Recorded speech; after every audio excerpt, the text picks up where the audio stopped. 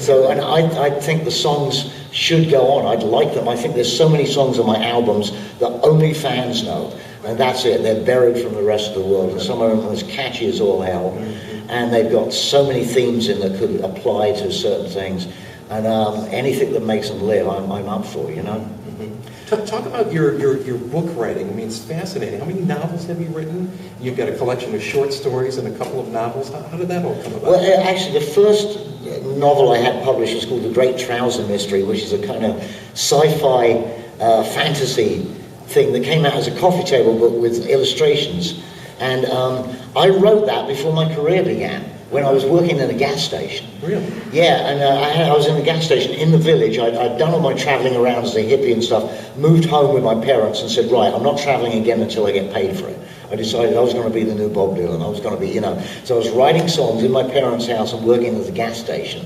I was like 20, 21, you know, in the early 70s. I was probably 21, 22.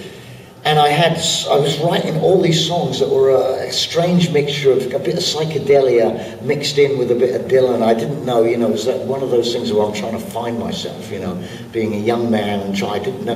Then James Taylor, I was very into James Taylor and Neil Young's Harvest album. So I was mixing this stuff up and it hadn't gelled yet, you know, my music had not gelled. It didn't, you know, whatever I became was a year or so down the line. So I had so much energy, I started writing and I wrote this ridiculous fantasy, a sci-fi fantasy, an inner and outer space, you know. It's very drug influence, I must say, you know. You know, I just had it sitting there on the back burner, and when I got my career rolling, I told my manager about it, and he said, let's have a look, Adam. Somebody had typed it for me in the meantime, and he said, this is good, so we published it in 1980, you know.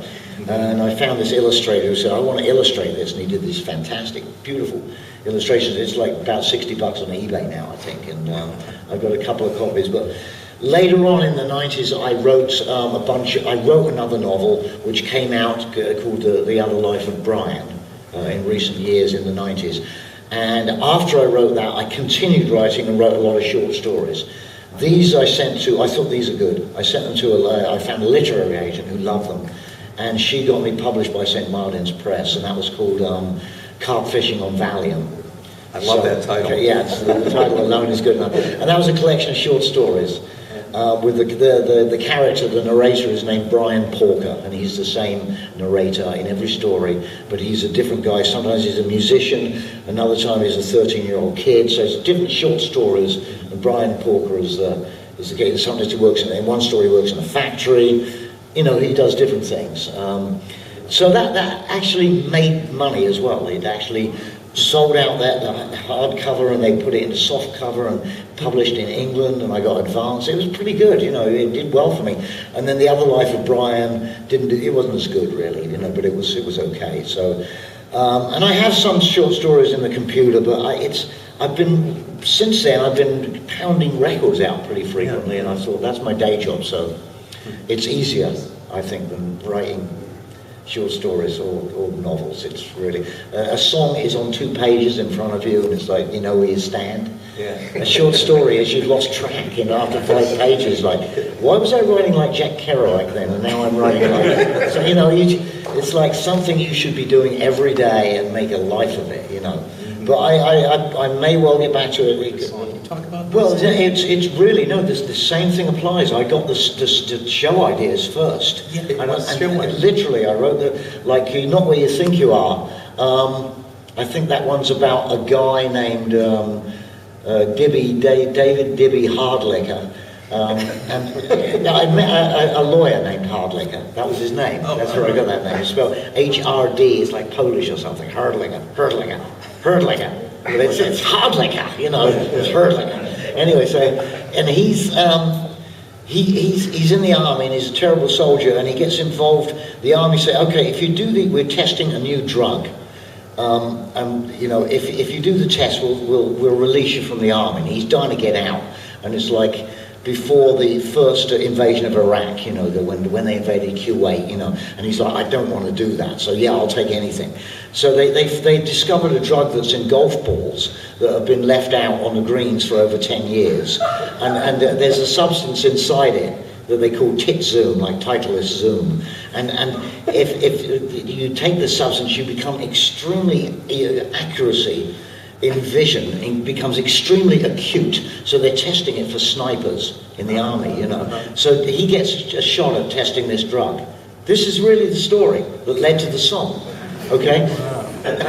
So he gets a shot at this, and it does nothing to him. It doesn't appear to do anything, but he's released from the army, he's back on Civvy Street, and he's sitting around one day, and suddenly his entire environment changes.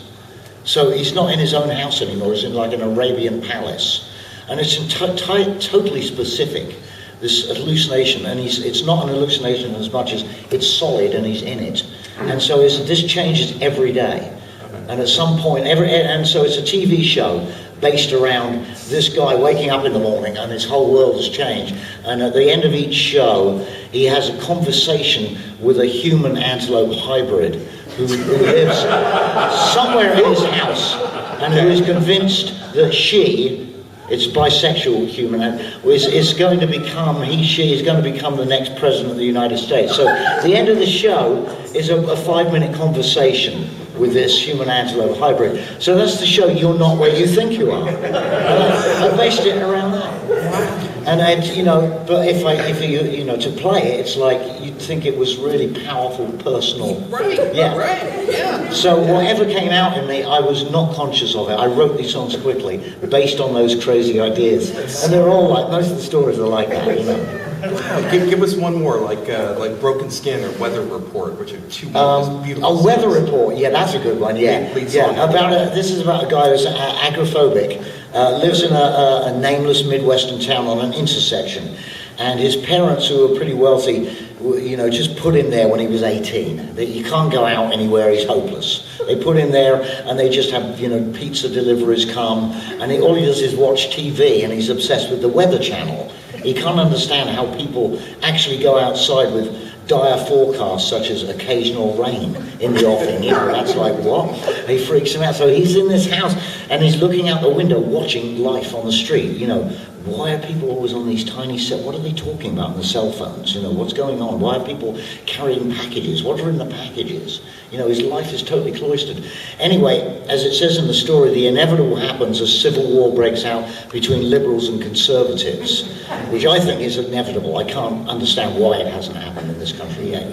I guess it's because people disguise themselves. Some of the liberals wear suits. That's why. You can't tell.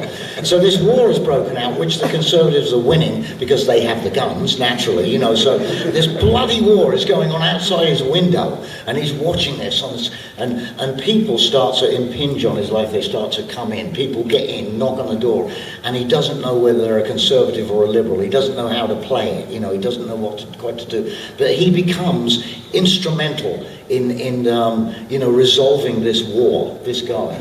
Okay, that's going to be. So it's going to be a show that goes on for however long. Probably 2 shows, and they'll drop it because no one will watch it. Because it's so mad, It's so insane. But anyway, so I wrote a song called Weather Report. Based on that. Wow. I really should do another album with this. Yeah. Who were some of your favorite writers? Not music writers necessarily, but authors. Authors it just goes all over the place, really. I mean, there's been just from I don't know, I can't even say. I mean, I read the heavy stuff like Pynchon and Camus and Kafka and all that kind of stuff. I've read and Steinbeck, pretty much everything he wrote.